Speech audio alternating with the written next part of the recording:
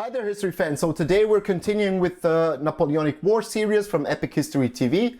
And today we have the video called Napoleon's Vietnam, Spain from 1809 until 1811. If you didn't watch my cover of the Napoleonic Wars in Spain in 1808, there is a link. You can get a quick recap and then come back to this one. If you watched it already, you can continue with this video. Okay, as always, the link to the original video is going to be in the description below. I'm going to give my thoughts, opinions, additional information. If you want to correct me on something, feel free to do it in the comment section. And also if you want to add something interesting to this topic. Okay, I would like to know what people in Spain and Portugal, like, what is your opinion and how are you taught in school about Napoleon, and especially this conflict in Spain and in Portugal.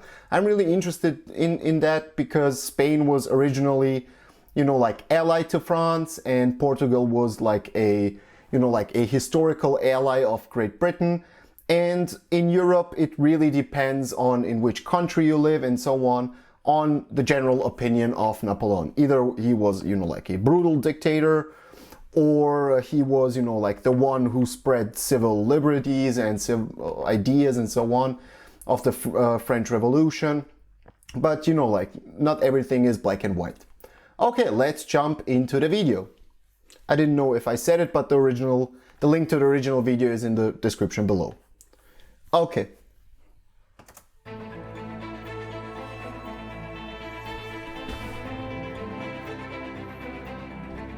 This war was my downfall. In 1809, Napoleon Bonaparte, Emperor of the French, was at the height of his power. He had just won another crushing victory against Austria at Wagram and imposed a humiliating peace treaty. Yeah. But the war he'd started in Spain and Portugal, with his ill-judged invasion the previous year, continued to rage. Napoleon had placed his own brother, Joseph, on the Spanish throne, uniting a proud country against him. Yeah, just a quick recap. Okay, so Spain was ally of France. Portugal was actually allied with Great Britain. France wants to invade Portugal. They need to go around Spain, but on their way they also occupy different cities in Spain, which brings up a revolt, which, like some people describe it as a civil war, but it was mostly fought, like a guerrilla warfare and so on. And the Brits were also invested with their army in Portugal and in Spain. The thing is, as I said in like 2 videos ago when we covered Spain, the thing is, when you centralize power in one person or a group of people, it's pretty hard to control the vast lands that you control, or you think that you control. So Napoleon was first somewhere in Germany, in Austria, then the uprising in Spain begins. Then he goes to Spain, and uprising begins in, like a war begins in Austria. Then when he's in Austria with the peace treaty, as they said in Schönbrunn, and the Battle of Wagram, Aspern, like the civil war in Spain continues, or the war. And I know that Spanish people, also some people, are thought that this is the Spanish War of Independence. So I'm really interested about the Spanish, perspective on this topic. But yeah. His troops had dealt ruthlessly with popular uprisings, while routing a succession of Spanish armies. In February 1809, Marshal Lannes overcame the heroic defense of Zaragoza in a brutal siege that cost 54,000 Spanish lives and 10,000 French. But still, the Spanish and Portuguese remained defiant. And 3 months after their escape from Coruña, the British were back. In April, Sir Arthur Wellesley landed in Lisbon to lead a small Anglo-Portuguese army. British redcoats would fight alongside Portuguese troops, who, with the help of British training, would soon prove themselves highly effective. 3 weeks after arriving in Portugal, Wellesley moved against Marshal Soult's 2nd Corps, which had recently taken Porto. Soult and his troops, preoccupied with plundering the region, had no warning of the British advance and were soon in headlong retreat back through the mountains into Spain.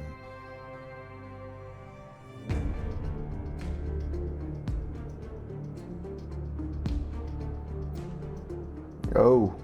Having secured Portugal for the time being, Wellesley planned a joint campaign with General Cuesta, commanding the Spanish army of Extremadura.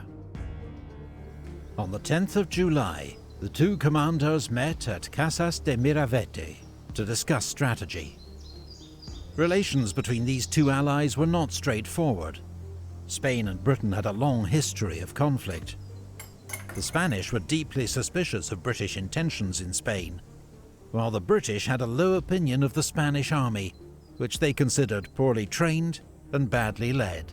And you need to take into consideration that at the Battle of Trafalgar, the Spanish Armada, or the Spanish Navy, was, together with the French Navy, defeated badly by the Brits. So there is still bad blood between those two fractions. Wellesley's request to take over command of Spanish forces was rejected, but the generals agreed to a joint advance up the Tagus Valley towards Madrid, to be supported by General Venegas, advancing from La Mancha. In the face of their advance, Marshal Victor's First Corps withdrew to Talavera, where he was joined by King Joseph and General Sebastiani's Fourth Corps. The French plan was for Joseph's army to defend Madrid, while Marshal Soult led 3 corps down from the north to get behind and trap the Anglo-Spanish forces. But Joseph, worried by Soult's slow progress and General Venegas's advance on Madrid, decided to attack at Talavera. Alone? This video is brought to you by our sponsor, Curiosity Stream, home I'm of gonna more than make it a little 2,500 documentaries exploring... But I'm gonna let the sponsors... Okay, the thing is, as we also discussed in previous videos, Napoleon wasn't of noble descent, so he didn't have real legitimacy over, you know, like being an emperor of Europe, of France, and so on. So he needed to establish that legitimacy. And one way of establishing, or his way to establish that legitimacy, was actually to put into different, places throughout Europe, and also including Spain, his brothers onto the throne. So he wanted to establish an Napoleonic dynasty throughout Europe. And we can see that also, let's say, the Habsburgs, but the Habsburgs did it with weddings, like the famous phrase, while others fight Austria, you marry. But actually the same goal, Napoleon wanted to achieve the same goal, but with different tactics. So was more into conquering and then installing his relatives. Okay.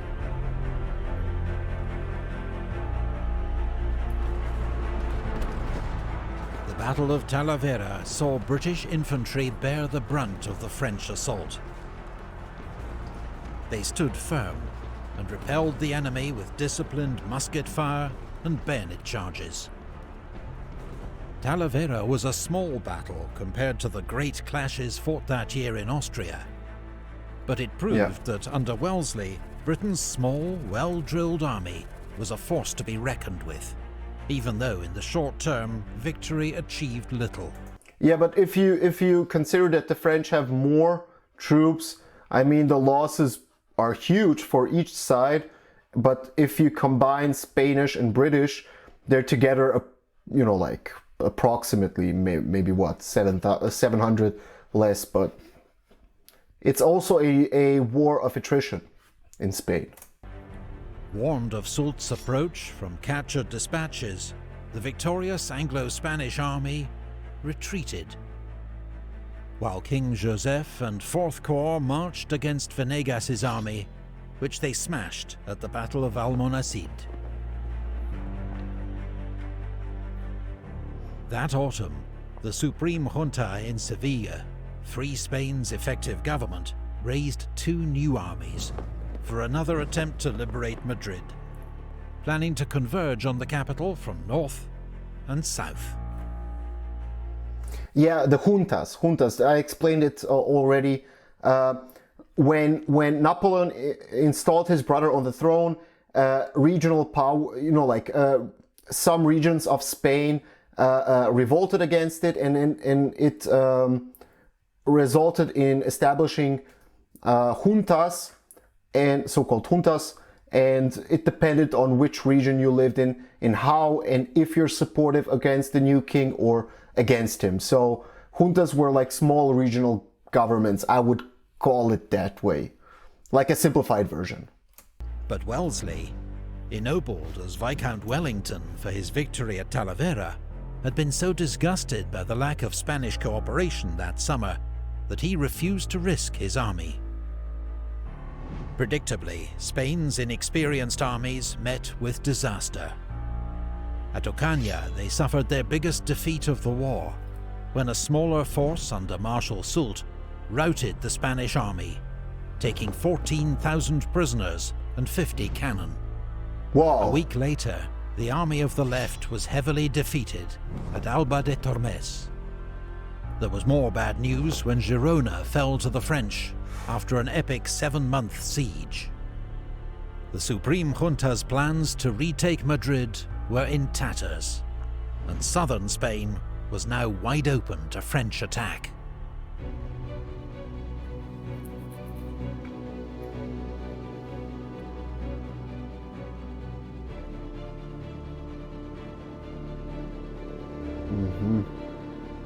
In January 1810, King Joseph marched south with an army of 60,000 men.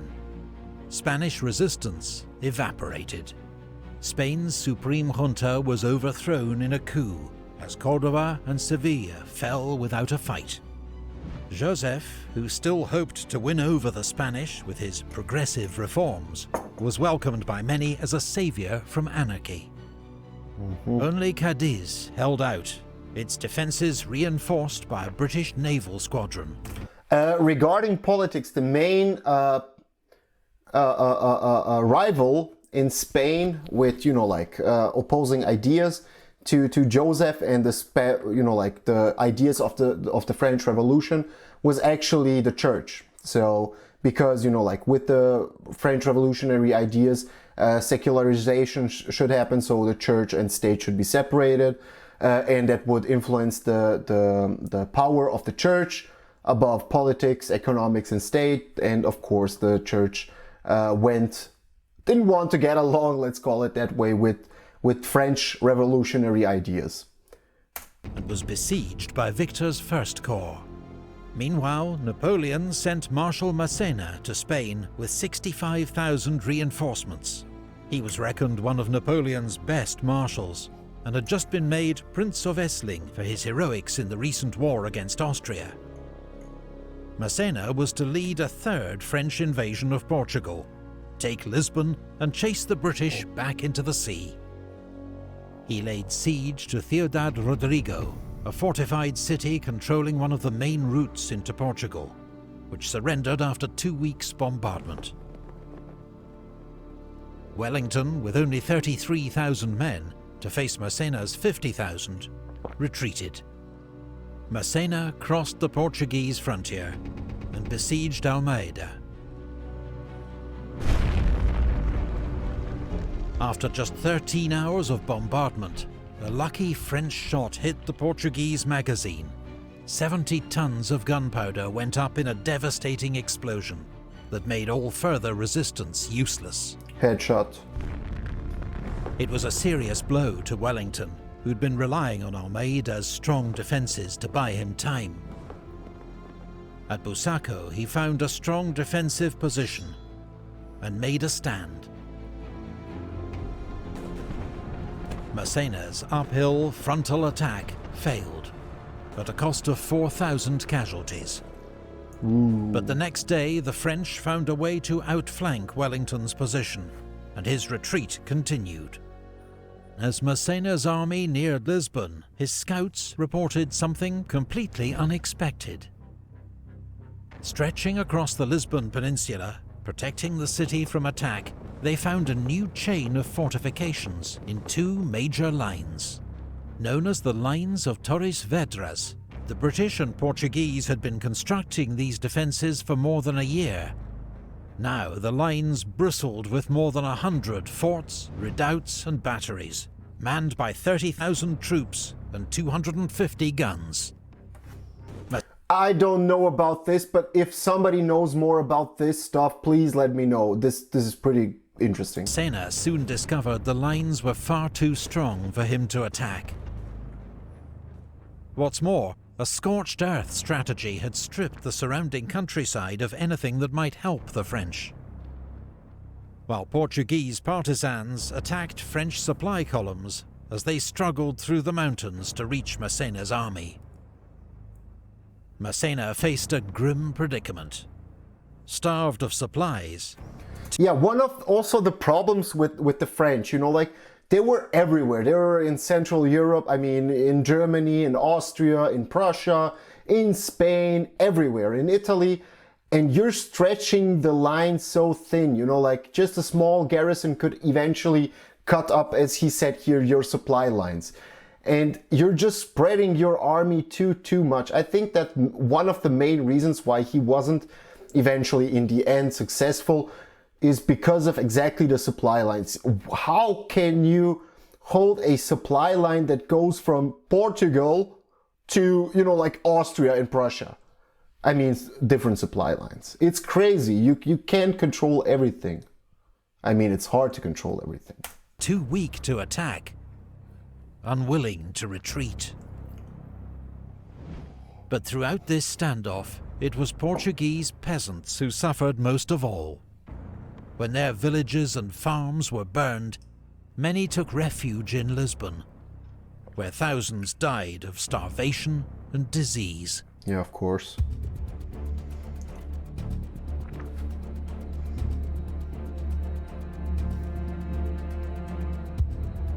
It's actually a quite common thing that happened in warfare back then, and also earlier in the age of feudalism and Middle Ages and so on. When you attacked a certain region, people would would run away to the next fortress, to the next city, and because of the overcrowdedness, you know, like diseases would just spread and then decimate the entire population. So it was actually diseases in siege times were actually a pretty common thing.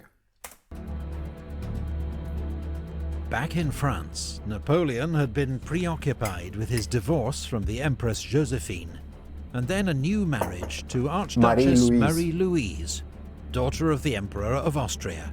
She was now expecting their first child.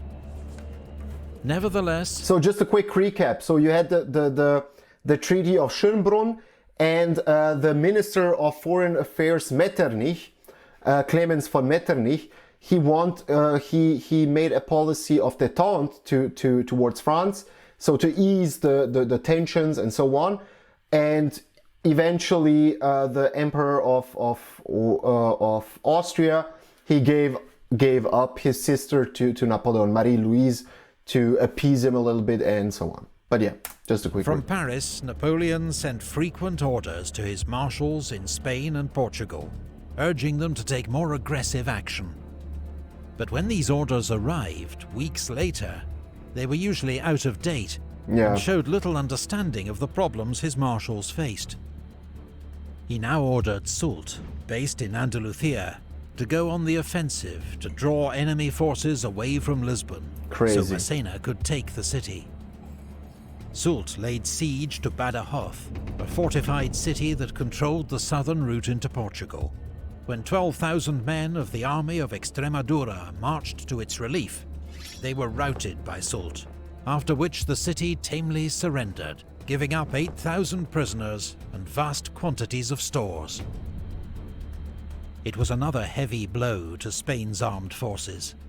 But remarkably, despite such disasters and their many blundering generals, the Spanish troops remained willing to fight, the courage of the rank and file undimmed. Victor's First Corps, besieging Cadiz, had now been so weakened to support other operations that the I'm actually, as far as I learned it, or as far as I read, I'm always constantly thinking about guerrilla warfare in Spain because, la guerrilla actually is a Spanish word and it comes from this war.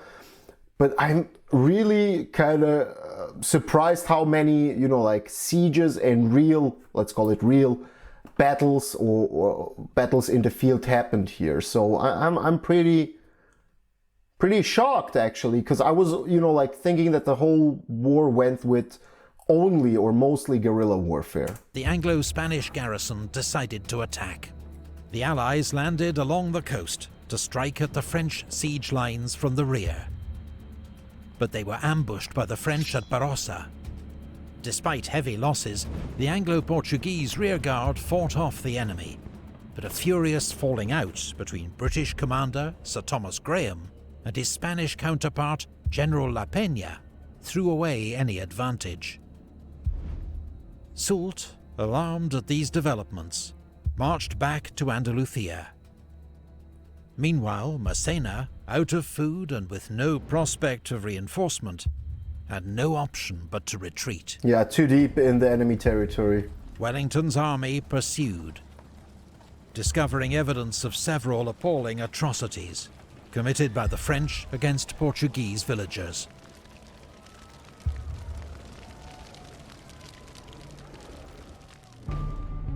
There were running battles with the French rearguard, brilliantly commanded by Marshal Ney, until he was sacked by Massena for criticizing his leadership. Having chased the French out of Portugal, Wellington besieged Almeida. Massena's army, now rested and reinforced, marched to its aid. The two armies clashed again at Fuentes de Oñoro.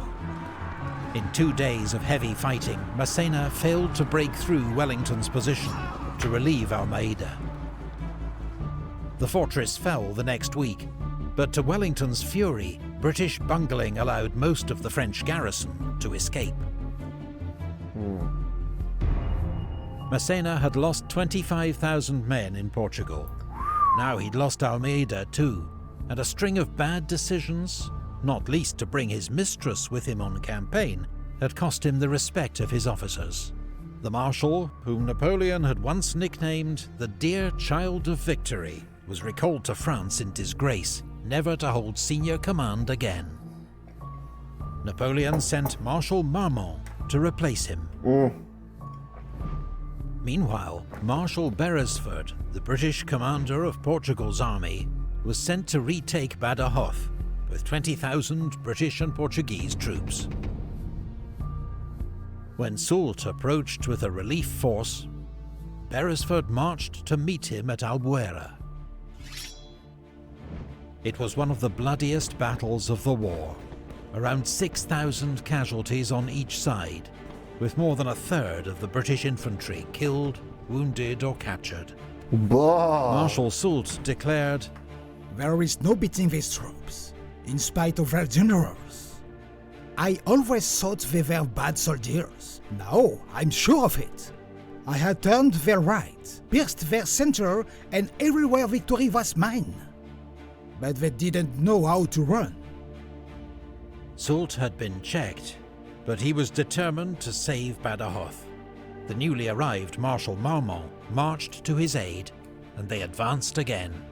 This combined army forced the British to abandon the siege. But when Wellington withdrew to a strong defensive position across the Portuguese border, Soult and Marmont did not pursue. French commanders in...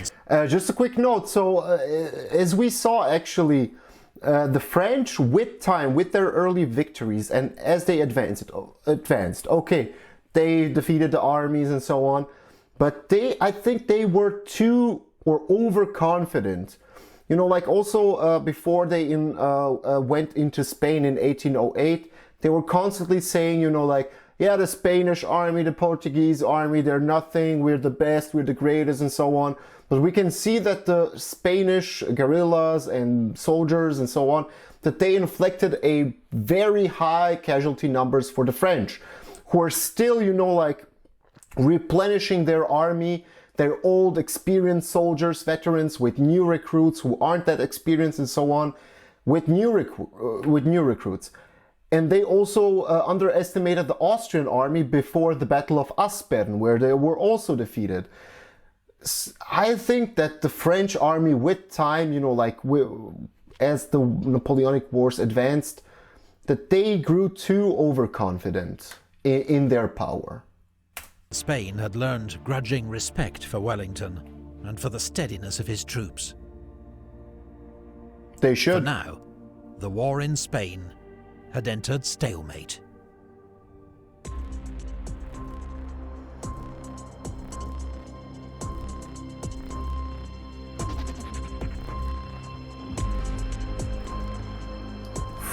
French barracks graffiti, nice. While British, French and Spanish... Where? Somewhere in Spain? Somewhere in Spain, probably. Interesting. While British, French and Spanish armies crisscrossed Spain and Portugal, another war was fought every day in the mountains, hills and woods. From 1808, Spanish and Portuguese civilians, militias and ex-soldiers began taking up arms against the hated French invader. La Guerrilla. They waged a war of ambushes and hit-and-run raids, known in Spanish as La Guerrilla, the Little War. Its fighters became known in English as guerrillas. Britain's Royal Navy supplied vital weapons, stores and money, often landing them behind enemy lines. Much of Spain's rugged countryside fell under the control of the guerrillas. North of Madrid, Juan Martín Díez, an ex-soldier known as El Empecinado, the Stubborn, led a guerrilla band 6,000 strong. In Navarre, Esposimina, a former peasant, ran a highly organized band that caused havoc for the French, capturing convoys and couriers on the strategic Burgos-Bayonne road, Nice. and branding Viva Mina on the forehead of collaborators. While in the west, Julian Sanchez, known as El Charro, led the self-styled Lanceros de Castilla. El Charro himself wore a French hussar's cap, its eagle symbolically turned upside down. There were dozens more. The early Doctor Disrespect. No, I wanted to say, the thing is, this was total warfare. This was pretty much total warfare. And if you think about, you know, like insurrections and guerrilla warfare, the one thing that the opposing side of or the opposing army will eventually do is to overstep their boundaries. So they would, as we saw on some pictures, they would, you know, like kill civilians and so on. They will eventually overdo it, and that fuels into the you know, like guerrilla warfare, where, you know, like when somebody comes into your house, burns down your house, as we saw in Portugal, but throughout Spain, it happened throughout Spain, burns down your house, does something to your, I don't know, wife, father, whatever. It will fuel people, even more people, to join the guerrillas or the Spanish resistance army or the Portuguese army. So I think that the French, with their approach to the war in Spain and Portugal, that they shot themselves in the foot with their tactics and eventually dug up their own grave with their tactics, because their way of combating was just fueling more and more people into the arms of the guerrillas and Portuguese and Spanish resistance forces. War bands operating across Spain, though a few were no better than bandits, terrorizing civilians as often as the enemy. Of The course. guerrilla war was merciless, marked by hideous atrocities on both sides. A French soldier's greatest fear was to be taken alive by the guerrillas, who often tortured their prisoners before killing them.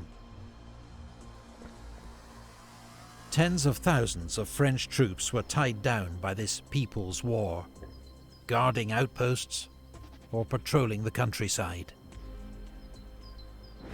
The roads were so dangerous for French messengers that they required cavalry escorts of 200 men or more.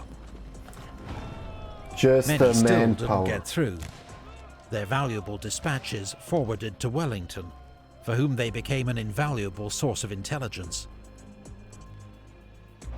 The war in Spain would ultimately cost the lives of 240,000 French soldiers. As was typical in wars of this era, most died from disease, but more died fighting guerrillas than in battle against the British and Spanish armies. However, it was... Just imagine the sheer manpower that the French needed to control this territory. Just to send one courier, you needed 200 escort cavalry troops. Just imagine that. It's crazy. And of course, in that total war scenario, where you had either you're a Francophile or against the French, of course the people would also how's it called, do bad things to the opposing side. So of course the resistant guerrilla fighters would also do atrocities to the Francophiles or the people who sided with the French. But I would really like to know the opinion of people who are from Spain and from Portugal, what their opinions or narratives are on the guerrillas in this aspect. I'm really interested in it. Was the twin threat, a well-led regular army under Wellington and a popular insurgency that left the French facing an impossible strategic dilemma. If their armies remained dispersed to fight the guerrillas, Wellington could attack. But if they concentrated to defeat Wellington in battle, huge swathes of the country would quickly fall to the guerrillas. This was Napoleon's Vietnam, or his bleeding ulcer, as he called it. A war that cost his empire an average of 100 casualties every day, Brutal. with little prospect of victory. And in 1812, as Napoleon launched his gigantic invasion of Russia, Wellington and the guerrillas launched their own offensive that would turn the war in Spain on its head. Thank you to all the Patreon Shout out supporters to their patrons also, who are supporting their series. The thing is also, if Spain falls, the opposing army, coalitions, whatever, enemy, Brits, Spain, people from Spain and so on, they could eventually drive into the mainland of France. But Napoleon in Central Europe was mostly effective to, you know, like battle it out in other states or other territories, like in Germany, in Prussia, in Austria, in Italy. Later on, okay, not so good in Russia, but you know, like the warfare was always outside of France. But if Spain falls, they could directly bring the war into France. So yeah, Spain was really valuable, but also vulnerable for France and Napoleon. Okay, I hope that you enjoyed it. If you want to be part of our history community, just hit the subscribe button and the notification bell so you get notified when new videos come out. And yeah, until next time, see ya.